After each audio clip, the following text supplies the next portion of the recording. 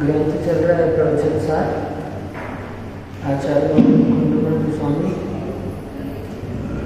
शुद्धोपयोग अधिकार पर आरंभ करते हुए शुद्धोपयोग के स्वरूप की यहाँ पर व्याख्या कर रहे हैं। शुद्धोपयोग क्या है ये अपने को बताया है,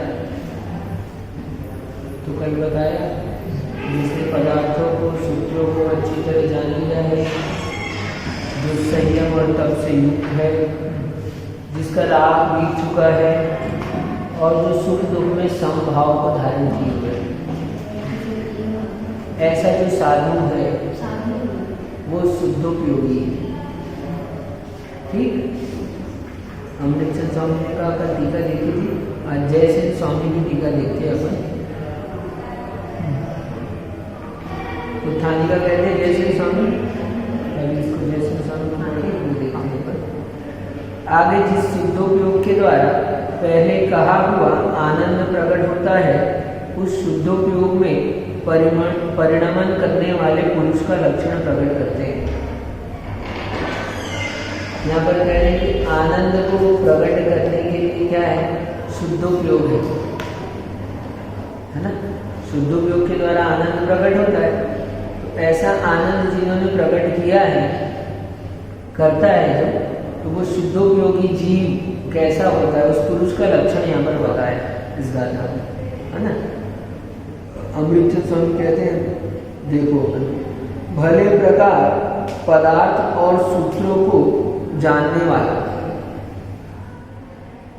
पहली बात, अर्थात संशय विमोह विभ्रम रहित होकर जिसने अपने शुद्धात्मा आदि पदार्थों को तथा उनके बताने वाले सूत्रों को जाना है और उनकी रुचि प्राप्त की है, जाना है और रुचि प्राप्त की है। श्रद्धा और ज्ञान दोनों की चीज आ गई। किसको जाना है, तो मूल रूप से शुद्धात्मा अपने निज पदार्थ को जाना है, और अपने पदार्थ को जाना है तो अन्य पदार्थों को भी जाना है ना। इसलिए जिसने भले प्रकार अच्छी तरह से जान लिया है, वास्तव में पदार्थ भिन्न है, सूत्र भिन्न है ना। पदार्थ और सूत्र का है, तो पदार्थ और सूत्र और नहीं लगाते नहीं, तो पदार्थ और सूत्र को जानने वाला है, यानी उसकी श्रद्धा करने वाला है, उसका ज्ञान करने वाला है, अर्थात संशय विमोह विभ्रम से रहित होकर। क्योंकि ज्ञान जो है तभी सम्यक पने को प्राप्त होता है जब तीन चीज ना हो। तीन चीज यदि है तो ज्ञान तो सभी को है, जिसके ज्ञान में तीन बातें नहीं है, उसी का ज्ञान वास्तविक ज्ञान है, उसी का ज्ञान सच्चा ज्ञान है। क्या ज्ञान सबके पास है, ज्ञान में तीन बातें नहीं होनी चाहिए। पहली बात, संशय नहीं होना चाहिए। यदि संशय है तो ज्ञान सम्यक ज्ञान नहीं कहलाता, समुचित नहीं है, सच्चा नहीं है, सही नहीं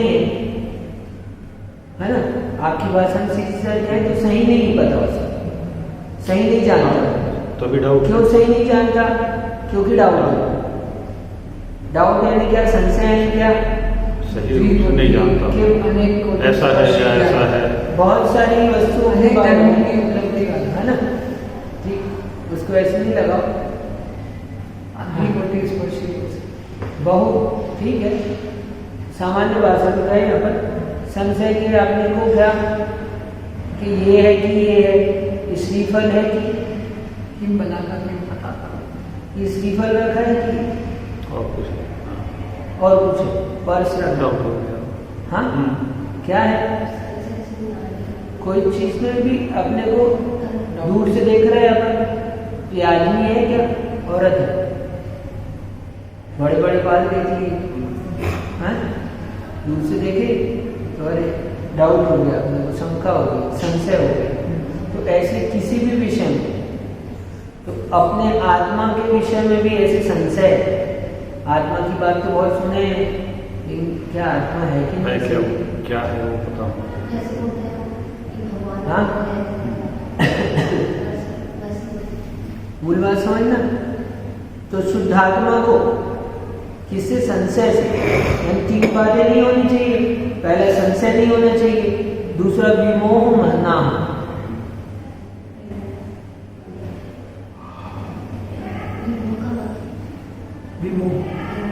विपरीत, कुछ डला है अपन ने, हाँ, और डला है कुछ, उसको अपन ने सिक्का डाला था और दूर से देखा तो लगा थूका हुआ है, या थूका हुआ रहता है तो सिक्के जैसा दिखता है, रोड में चमक रहा है, हाँ, मृग मरीचिका टाइप, ठीक है। दूर से अपन ने सिक्का समझ लिया उसको, पहले तो डाउट वाली कंडीशन में तो अलग होता है, भ्रम बोल सकते हैं क्या उसको? हाँ, भ्रम ही समझ लो, लेकिन भ्रम हाँ, मतलब भ्रम में सामान्य से क्या है, ये यहाँ विपरीत को ग्रहण कर लिया है। अच्छा, हाँ, बगुला है, उस बगुले को तुमने हंस जान लिया, ठीक, तुम क्या समझ रहे हो, मतलब धर्म को धर्म, धर्म को धर्म, आत्मा को दूसरा, वो हंस है, ठीक, वो है स्त्री और तुम समझ पुरुष है। वैसे ही पैंट शर्ट पहने, बाल छोटे रखे हैं, तुमने उसमें से देखा, मैंने डिसीजन ले लिया, ठीक है, हाँ, विपरीत जान लिया, विपरीत डिसीजन लिया, ठीक है, विपरीत पना है जिस ज्ञान में विपरीत पना है, जान तो वो भी रहा है ना, नहीं जान रहा ऐसा नहीं है, लेकिन विपरीत जान रहा है, उसमें तो शंका थी, उसको संशय था, डाउट था, डिसीजन में नहीं पहुंचा, ये पुरुष है, अभी हम मान लिया है उनका। तो जिसके पास शंका है उसका ज्ञान भी सही ज्ञान नहीं है, जो विपरीत जान लिया है, जो विपरीत तो सही हो ही नहीं सकता, सही हो विपरीत उल्टा हो गया। और विभ्रम, अब कह रहे विभ्रम, तीसरा क्या नहीं होना चाहिए ज्ञान में, विभ्रम नहीं होना चाहिए। विभ्रम क्या, निर्णय से रहित ज्ञान। अच्छा, इस बात का हमको निर्णय हो गया कि हाईलाइटर ही है। कभी शंका वाली स्थिति में तो आप सोच रहे हो कि हाईलाइटर है कि टॉर्च, वहां तो ये कभी डाउट में चल रहे हैं, लेकिन विपरीत में क्या हो गया, तुमने टॉर्च मान लिया। अब ये जो विभ्रम वाली कंडीशन है, इसमें क्या है, इसमें अब क्या है, आपने क्या मतलब है जाने, तुमने निर्णय नहीं किया, ठीक है। तो ऐसा विभ्रम, यानी अपने बारे में भी, जीव के बारे में, आत्मा की चर्चा चल रही है, कहीं भी बात बता रहे हैं जीव की, तो तुमने सोचा यार धर्म की बात अपने को क्या सोचा, तो अपने को नहीं सुनना है, अपने को रहने दो, तो जी अपना तो काम चल रहा है ना, विभ्रम।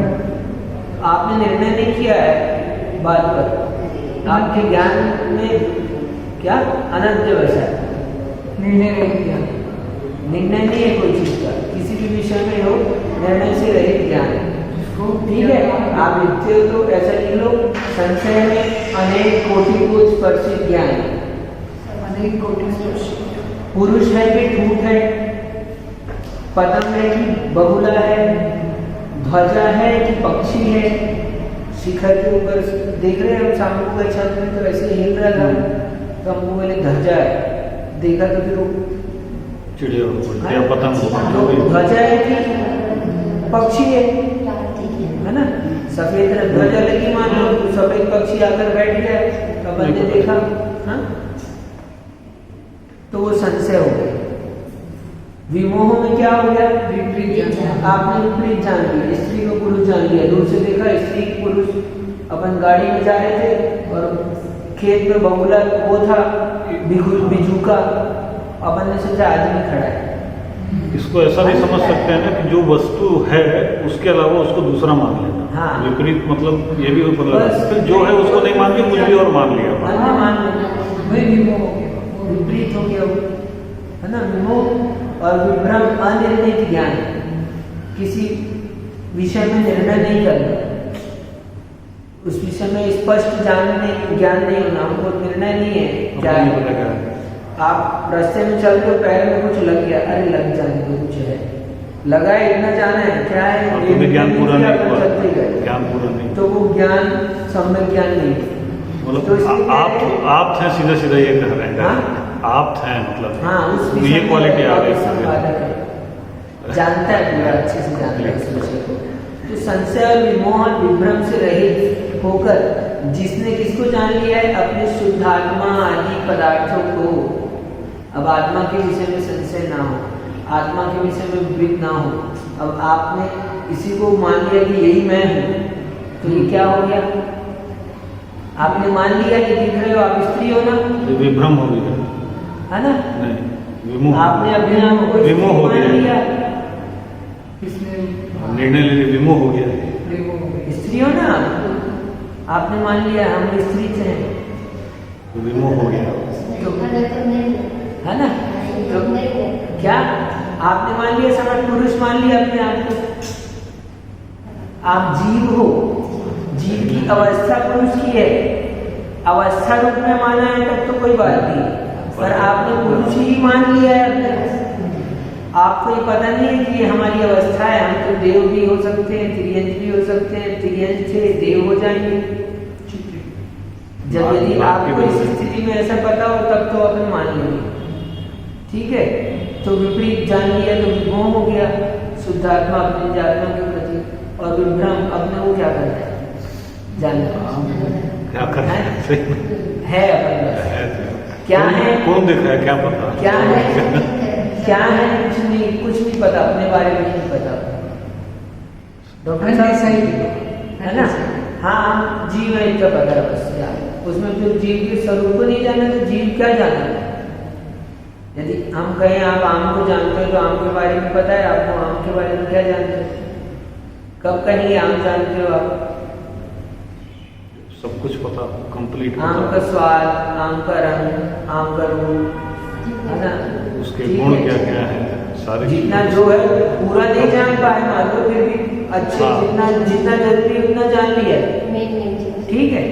ऐसे ही आत्मा को जानना है। इनकी मूल बात क्या है यहाँ पर, क्यों कह रहे हैं यहाँ पर?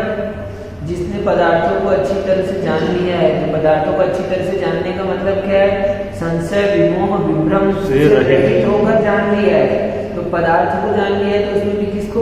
निज शुद्धात्मा को जान लिया है। अपने शुद्धात्मा आदि पदार्थों, ठीक है? अपने आ गए तो बाकी तो आ ही गए और पदार्थ, तो जिसने जान लिया है तो अपना निर्णय हो कि हाँ मैं ऐसा हूँ, ये मेरी अवस्था है, ये मनुष्य मेरी अवस्था है, ये मुनिपना मेरा मुनि हो तो मेरी मुनिपना मेरी अवस्था है, पर्याय रूप से जानना है, अवस्था रूप से जानना है, ठीक है? तो पदार्थों को और उनके बताने वाले सूत्रों को जाना है, सूत्र को भी संशय, विमोह, विभ्रम से रहित होकर जानना ज्ञाता होता है। हाँ, द्रव्य आगम का ज्ञाता है और द्रव्य आगम के निमित्त से पदार्थों का ज्ञाता है। तो द्रव्य आगम को जाने बिना पदार्थ जानने में नहीं आ सकते। जब कभी पदार्थ जानने आएगा तो हमको क्योंकि सूक्ष्म बातें हैं आत्मा से संबंधित, पदार्थ से संबंधित, उस सूक्ष्म बातें कहाँ मिलती है? सूत्रों में मिलेंगे, और सूत्रों में आगम नहीं है और तो अन्यत्र तो नहीं है, तो पदार्थों को कब जान पाते? जब सूत्रों को जान पाते। इसलिए सूत्रों का जानना जरूरी है। सूत्रों को जाना है, पदार्थों को जाना है। और जिसने कभी सूत्र नहीं पढ़े हैं, मान लो अभी नहीं पढ़े, लेकिन वो जान लेता है, अपनी आत्मा को तो जान लिया, मान लो उसने पदार्थ को अच्छे से समझ में आ गया, उसको तो अभी नहीं जाना, लेकिन तो पूर्व में कभी सुन के रखा है सूत्र के बारे में, ऐसे वस्तु के बारे में, इस जन्म में नहीं सुना है, कभी पूर्व में सुना है बस, तो वो भी उसके लिए कार्यकारी होता है। अभी वर्तमान में नहीं सुना है, इसको कहते हैं इनकी भाषा में निसर्गज, है ना? ठीक, वर्तमान में उपदेश नहीं मिला उसको, उपदेश की अपेक्षा से निसर्गज, है ना? वर्तमान में कोई उपदेश नहीं दिया लेकिन बोध को प्राप्त हो गया, स्वाभाविक, तो वो पूर्व का उपदेश है। बिना सूत्रों के बोध नहीं होता, देशना लब्धि के बिना सम्यक दर्शन नहीं होता। अपन सम्यक दर्शन की बात करते हैं, इसकी प्रोसेसिंग है, क्रिया में कैसे होता है, क्या होता है, पूरा शास्त्र में व्याख्यान है उसका। तो जो सूत्रों को जाना है और उसकी रुचि प्राप्त की है, जाना ही नहीं है, उसमें श्रद्धा भी हुई है, जानने वाले तो साइंटिस्ट भी है तुम्हारे जैसे, ठीक है, लेकिन जानने के बाद में उसमें श्रद्धा हो कि हाँ मैं आत्मा हूँ। क्या श्रद्धा हो? मैं आत्मा हूँ, ये रोग हुआ है इस शरीर में हुआ है, ये अवस्था है इस शरीर की है ना? ठीक है, वेदन होता है, अपन सुख दुख का वेदन करते हैं, लेकिन फिर भी अपन क्या ये अवस्था है, कोई कारण से हो गया है, कोई निमित्त ऐसे मिल गया है, वातावरण का निमित्त है, भोजन पान का निमित्त है, पानी का निमित्त है, ऐसे अन्य निमित्तों के मिलने से ये गड़बड़ी दिख रही है। लेकिन ये गड़बड़ी जो है वो शरीर से संबंधित है ना, ठीक है। तो ऐसी अंदर से रुचि हो जाए कि मैं आत्मा हूँ, रुचि को प्राप्त करे और ज्ञान को प्राप्त करे, दोनों। ज्ञान अलग है, रुचि अलग है। ज्ञान तो सभी को हो जाता है, तो बता देंगे तो हो जाएगा, लेकिन रुचि का मतलब श्रद्धा हो जाए, अंदर से विश्वास हो जाए, प्रकृति कि मैं, हाँ, मेरा मरण नहीं होता। क्या मेरा मरण नहीं होगा? पदार्थ का विश्वास का मतलब मेरा मरण नहीं होगा। मैं कब से हूँ? अनादि से। और कब तक रहूंगा? अनंत काल। तो जब मैं रहने वाला हूँ तो ठीक है, अवस्था तो बदलती है, तो बदल जाएगी। अभी पहले बालक अवस्था थी, अभी युवा अवस्था हो गई, प्रौढ़ हो गई, वृद्ध अवस्था हो गई। वृद्ध अवस्था के बाद में जो दूसरी अवस्था आएगी वो भी अवस्था ही है। जैसे बालक पने से होते हुए हम यहाँ तक पहुंचे डॉक्टर साहब, ऐसी दूसरी अवस्था में पहुंच जाएंगे। अभी मनुष्य की है तो देव की हो जाएगी अवस्था। बालक की अवस्था थी तो वो बदल के वृद्ध अवस्था तक आ गए ना, अभी वृद्ध अवस्था छूट जाएगी तो दूसरी अवस्था हो जाएगी। लेकिन जैसे बालक में मैं था, युवा में मैं था, वृद्ध में मैं हूँ, ऐसे ही अब दूसरी अवस्था भी जो आएगी उसमें भी मैं ही हूँ।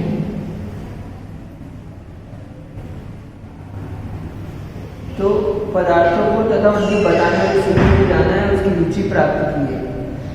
और कैसा है? संयम और तप से संयुक्त है।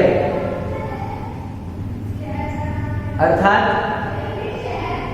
जो बाह्य में देखो, बाह्य में द्रव्येंद्रियों से उपयोग हटाते हुए और पृथ्वी आदि 6 कायों की रक्षा करते हुए, यानी बाह्य में उपयोग हटा रहा है, इंद्रिय विषयों में उपयोग जा रहा है तो बाह्य में उपयोग हटा रहा है।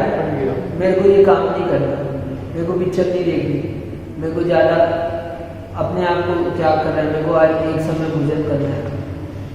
हाँ, तो उसने अपने आप को हटाया ना, तो बाहर में द्रव्य इंद्रियों में उपयोग को हटा रहा है, त्याग भी किया है, मन को भी नहीं जाने दे रहा, उपयोग को हटा रहा है। उससे हटा के ध्यान स्वाध्याय में लगा दिया, जाप में लगा दिया, भक्ति में लगा दिया, पूजन में लगा दिया, अभिषेक में लगा दिया। तो बाहर में द्रव्येंद्रियों से उपयोग हटाते हुए और पृथ्वी आदि 6 कायों की रक्षा करते हुए, बाहर की बात कर रहे हैं, बाहर में सब जीवों की रक्षा, कोई चीज रख रहे तो देख के रखेगा, कोई दब तो नहीं जाएगा। गेट बंद करने से पहले एक बार देख लेगा कि ये छिपकली, चींटी, जीव, सूक्ष्म जीव तो नहीं आ जाए। हाँ, कोई भी काम करेगा तो फिर ये 6 जीवों की रक्षा का भाव अंदर में, बाहर में काम, वो काम करते हुए रक्षा के भाव है और वो काम कर रहा है। तथा अंतरंग में कैसा है? तो अंतरंग में अभी संयम की बात करें। संयम मतलब क्या है? तो संयम में बाहर से इंद्रियों का संयम, इंद्रियों से उपयोग को हटा रहा है तो इंद्रिय संयम, प्राणियों की रक्षा के भाव है, ऐसा देख के विवेक से कार्य कर रहा है। भोजन करने के बाद में झूठा नहीं छोड़ रहा। क्यों नहीं छोड़ रहा है? जीव आके मरेंगे, चींटी आ जाएगी और फिर कोई आके पैर रख देगा, कोई धो देगा, कोई डाल देगा, तो पूरा तो स्वयं ही धो के उस समय में रख दे रहा है, जितना जरूरत हो उतना ले रहा है। इंद्रिय संयम और प्राणी संयम दोनों सही। कितना अभी तो ये थोड़ा सा बताया, ऐसे पेट चलना नियम में आते तो हमारे पास बहुत बढ़िया एकदम लिस्ट रहती है बड़ी। क्या हर एक काम कर जाती है, सब कम से कम, है ना? जितना अधिक रखोगे उतना क्या होगा? उतना हिंसा का दोष लगेगा। हमारे जैन दर्शन में इतना जबरदस्त का अधिक रखने से अंतराय कर्म का बंद होता है और एक तरह से भार बढ़ता है। क्या घर में जितने भी सामान रखे थे, हाँ, तो उससे दोष लगता है। हाँ, निरंतर बंद हो गया, अंतराय कर्म का बंद होता है। उसके के अलावा जो unnecessary। क्योंकि देखो ये हमारे काम का नहीं है और हमने रख लिया है, तो अब हमने रख लिया है इसको, तो अब क्या है, इससे हमको कर्म का बंध हो रहा है। यदि हम इसका त्याग नहीं करते तो बंद हो रहा है। हमने राग से रख लिया तो ये दूसरे के काम आता, किसी न किसी को काम आता, हम छोड़ देते दूसरे के काम आता। तो अब हमने रख लिया तो दूसरे के काम नहीं आ रहा है, तो दूसरे के काम नहीं आने दे रहे आप, इसलिए आपको वो बंद हो रहा है। घर पे रखते हुए उसका त्याग कर देते हैं कि अभी यूज नहीं करेंगे तो भी दोष ठीक है, तो इतना डीप में जाके जैन दर्शन है।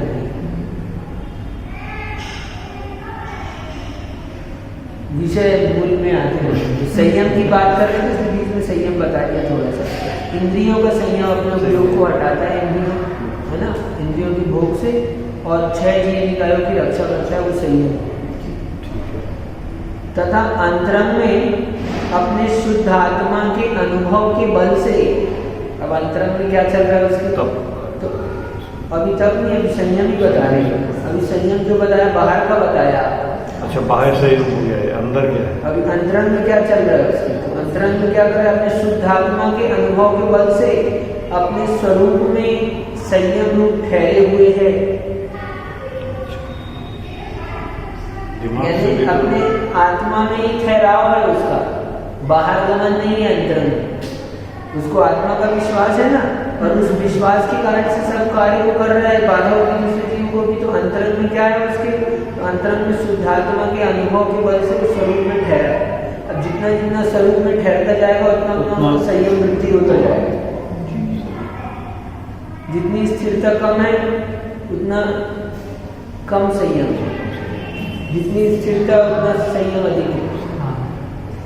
तथा अब तब बता रहे, संयम और तब कहा था, संयम बताया अभी, अब तब कह रहे। तथा भाय व अंतरंग 12 प्रकार के तप के बल से,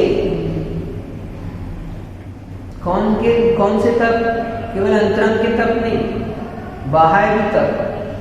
एक समय भोजन करो, अपने आप आपकी कषाय मत हो जाए।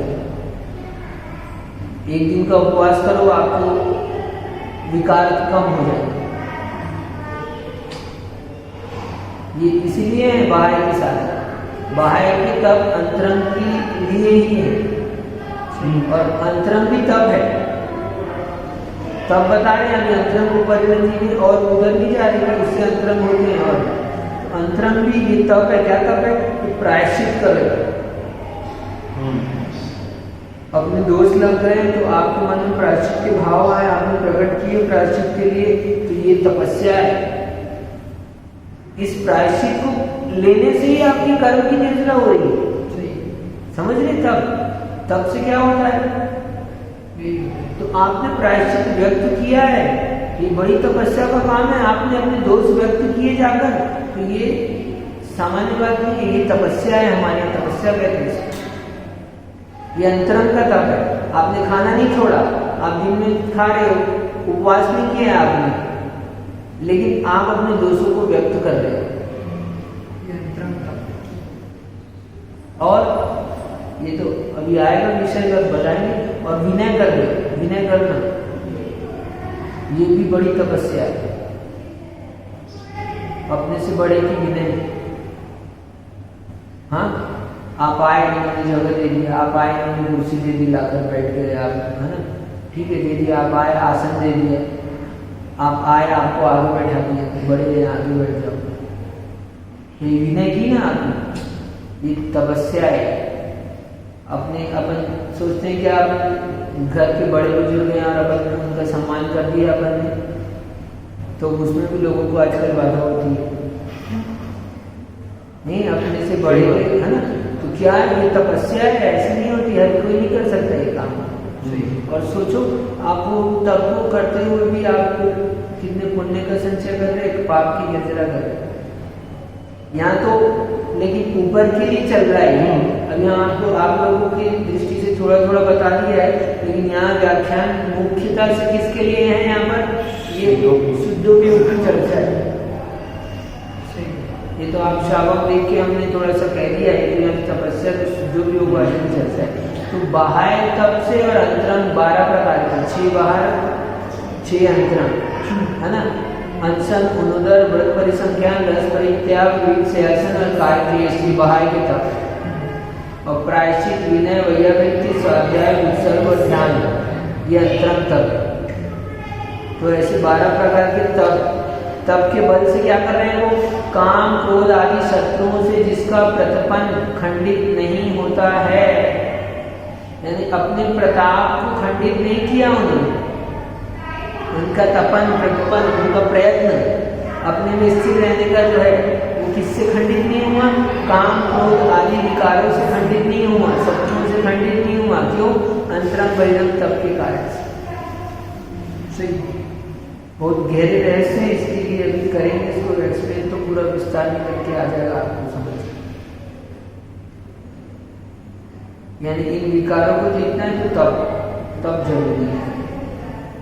कभी आगे आएगा इसमें तो नहीं आएगा अभी, तो मुख्यतः से अपन यहाँ चन्नानी और छुलिका में जरूर थोड़ा बहुत बताएंगे, है ना। ऐसे अन्यत्र इसका वर्णन है विशेष रूप से। तो बाह्य मतलब के बल से काम क्रोध आदि शत्रुओं से जिसका प्रताप जो है वो प्रताप खंडित नहीं होता। ठीक है, क्रोध आ गए तो क्या हुआ? आपका प्रताप खंडित हो गया। विकार आए तो विकारी हो गए तो खंडित हो गया आपका प्रताप।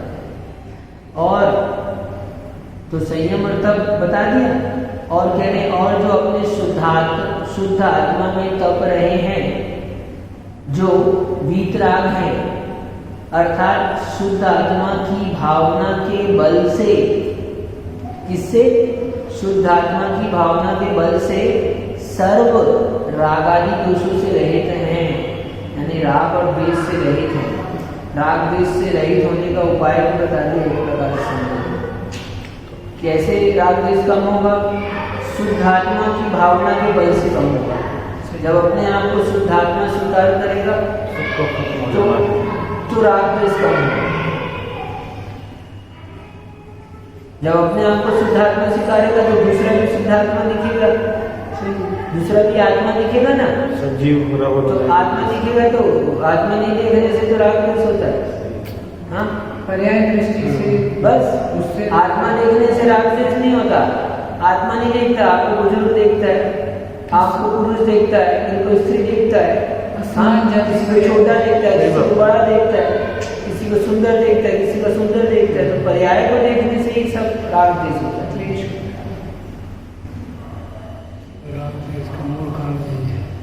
कि शुद्ध आत्मा को नहीं देखता, शुद्ध आत्मा को देखने लगे, जानने लगे तो राग द्वेष नहीं होता।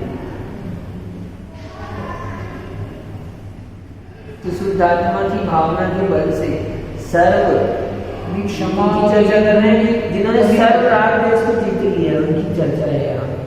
तो नीचे में आपकी भूमिका के अनुसार लगा लेना, है ना।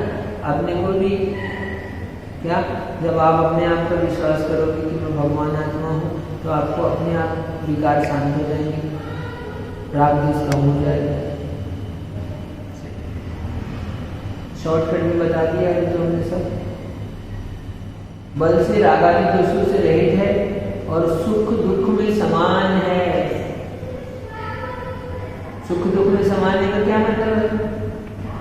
अर्थात वो बता रहे, स्वयं लिख के एक्सप्लेन कर रहे हैं सब, अर्थात करके स्वयं बताया उन्होंने।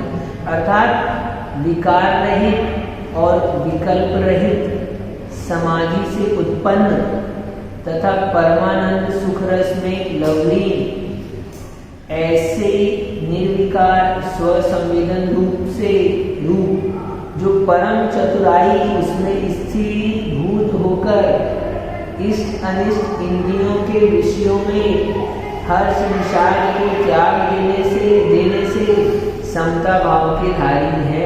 इतना बड़ा किया है, बहुत अच्छा लिखा है। विकार रहित और विकल्प रहित है। राग द्वेष से समय ना, समय सुख दुख में कैसे सुख दुख में समान है, तो कैसे कब होंगे समान? विकार से रहित होंगे, विकल्प से रहित होंगे, समाधि में स्थित होंगे और परमानंद सुख में लवलीन होंगे। विकल्प नहीं है तो सुख का आनंद ले रहे हैं, तो परमानंद सुख में लगी ने और ऐसे निर्विकार स्वसंवेदन जो परम चतुराई उसमें स्त्रीभूत होकर परम चतुराई कह रहे हैं। अपन चतुराई किसको कहते हैं? किसी को मूर्ख बना लिया, किसी को ठग लिया, किसी को बेवकूफ बना लिया, किसी से ज्यादा एट लिया, अपना काम निकाल लिया, तो अपन उसको चतुराई कहते हैं। तो वास्तव में चतुराई कौन सी? ये परम चतुराई कह रहे हैं। अपना काम बनाना है ना, अपना काम क्या है? अपने में है, वो अपने में स्थिर है, यही उसका अपना काम है। वो अपने काम करने में चतुर, वही परम चतुर है। संसार की चतुर नहीं है, परम चतुर है। हम लोग चतुर लोग यहाँ बैठे हैं, क्या परम चतुर नहीं? चतुर नहीं है ना, चतुर है, चतुर क्यों नहीं? अरे यही तो बता रहे, हम नहीं कह रहे देख लो तुम ऐसे देख रहे जैसे हम कह रहे हैं। निर्विकार स्वसंवेदन जो परम चतुराई में स्थिरीभूत हुआ है, स्वसंवेदन ही, यही स्वसंवेदन रूप से स्थिर रहना, यही परम चतुराई है। हमने को लेना देना है ना? विकल्पों से रहित होकर परम चतुराई में स्थिरीभूत होकर और तो अपने में स्थिर रहेगा तो इष्ट अनिष्ट इंद्रिय विषयों में हर्ष विषाद का त्याग होगा। ठीक है, पंखा नहीं चल रहा है, कोई बात नहीं। हाँ, इंद्रिय विषयों का त्याग, उसमें इष्ट अनिष्ट की कल्पना नहीं। हाँ सही है, कल्पना नहीं, प्रैक्टिस के बाद सब नॉर्मल प्रैक्टिस से तो हो जाए, वो नहीं करें, इच्छा ही नहीं हो, मतलब उसको फर्क ही नहीं पड़ेगा, फर्क ही नहीं होगा। तो ऊपर की बात कर रहे हैं, प्रैक्टिस से हो जाए तो एक बार अपन साधना योग बाहर की बात कही और यहाँ अनुभूति नहीं होगी, हमें पसीना है कि गर्मी है, क्या है, अपने नहीं है ना, वही ठीक है। प्रैक्टिस से तो क्या है, जो भेद विज्ञानी नहीं होता है वो भी केस कुछ करना जान लेता है। लेकिन कहते हैं ना कि कोई भी तत्व निर्णय है तो वो आपका अभ्यास, अनुभव और आगम से होगा। हाँ, वो तो होगा, उसके लिए नहीं कह रहे। हाँ, तो यदि आपने अब इसका कोई यानी विकल्प नहीं है, रखा ही नहीं है अपन ने कोई विकल्प। हाँ, किसी भी चीज का वो निर्विकार स्वसंवेदन हो, किसी कारण से नहीं होगा, देखो सच्चे भी नहीं हो पाएगा। उसके इष्ट अनिष्ट उत्पन्न की कल्पना नहीं होने के पीछे में कारण क्या है? निर्विकार स्वसंवेदन रूप परम चतुराई कारण है। इसके अभाव में भी ये आपको यहाँ पर ये दिख सकता है, साम्य भाव। दुकानदार को दिख जाए कि नहीं, कल उदाहरण दिया था कि नहीं, हाँ, पंखा चल रहा है कि नहीं चल रहा है, कोई मतलब नहीं है, यहाँ भोजन आया कि नहीं आया, क्यों? ग्राहकी में लगा है, अभी दुकान चल रही है बहुत तेजी से, तो उसको इष्ट अनिष्ट विषयों में क्या है, कोई फर्क नहीं पता चलेगा उसको। तो इष्ट अनिष्ट विषयों में तो वो भी कोई एक दृष्टि से ठीक है, आ गया। उसके पीछे कारण क्या है? यहाँ पर उसके अंदर भी वो निर्विकार स्वसंवेदन रूप लक्ष्य को नहीं रखा है, वहाँ लोभ कषाय का कारण है। तो इष्ट अनिष्ट इंद्रिय विषयों में हर्ष विषाद नहीं कर रहा है, इंद्रिय विषयों में कोई हर्ष नहीं, कोई विषाद। हाँ, अब वो भी शांत बैठा है, क्यों? तो राग नहीं है तो हर्ष विषाद होगा ही नहीं, राग रहित हो गया तो हर्ष विषाद भी नहीं होगा, फिर दुख भी नहीं होगा, सब दोनों भी नहीं होगा। ठीक है, तो इसमें 2 लाइन पढ़े चलो। तो हर्ष विषाद को त्याग देने से समता भाव का धारी है, भाव की धारी है। ऐसे गुणों को रखने वाला परम मुनि, कौन? परम मुनि। मुनि नहीं, हम तो मुनि है भाई, हम नहीं परम मार्ग पर है। ऐसे परम मुनि जो है वो शुद्धोपयोग स्वरूप कहा गया है, ऐसा अभिप्राय है। ऐसे मुनि को शुद्धोपयोगी कहते हैं, इसलिए कहते हैं वास्तव में 12वें स्थान वाला ही मुनि है, हम लोग मुनि नहीं है।